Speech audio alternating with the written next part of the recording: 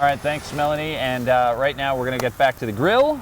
Steve Wilkes is here once again from Longhorn Steakhouse, and it's Longhorn Steakhouse, but they make a mean hamburger. Tell us how you do your hamburgers. We do. We have a 75-25% blend on our meat. Okay. A 75% lean meat and 25% fat.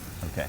We do that so you can get best of both worlds. You really get that marbling, that fat flavor from the burger that incorporates the lean meat, and that's what we have. What happens when you go, and this is maybe just a stupid question because you kind of answered it, but maybe for a little more clarification, what if I'm at the store and I go for 90-10 versus 75-25 or 80-20?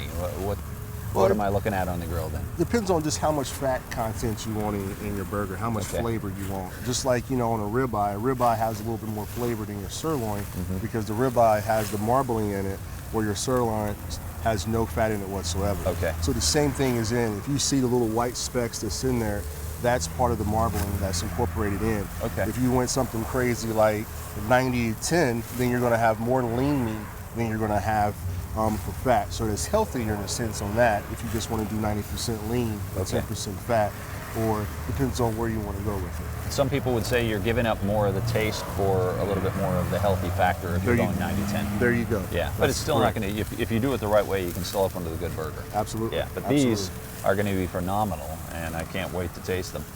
Once again, I'm going to ask, some people have this thing where they talk about putting almost like what amounts to a thumbprint in the top to allow some kind of juicing. What is that all about? You know, some people do that. There's all kinds of different ways and methods to cook the perfect burger, and that's a whole nother segment that I can do on just burgers.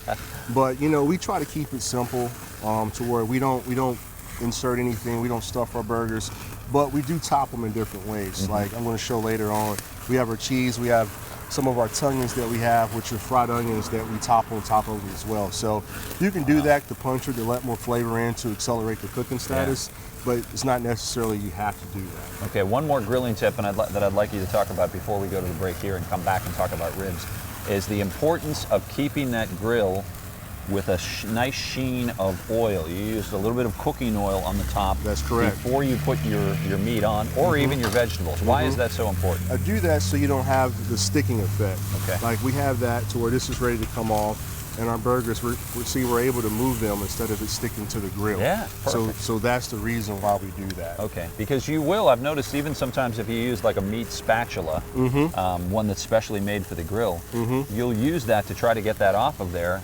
and you end up with meat on the grill. Meat on the grill, absolutely. Absolutely. That would be a nightmare for you. That is a nightmare. Yeah. So that's the reason why we don't. We do use spatulas for our flat top grill that we have, but not for our char grill that we have. Do you use, is there a certain way that you have to keep that grill, or does the grill then become seasoned with that? It is. That there helps you go. then. I'm glad you said that. It is. The flat top with all the seasons on it, it makes a nice little coating on it to where it's a nice little seasoning palette on it to where it entraps that. Gets better in time. Speaking of which, we're getting better with time. We're going to let these hamburgers go for a little while longer. We're going to go to the break-in. When we come back, burgers may be close to done, but then we're going to talk about my favorite, ribs. Stick around.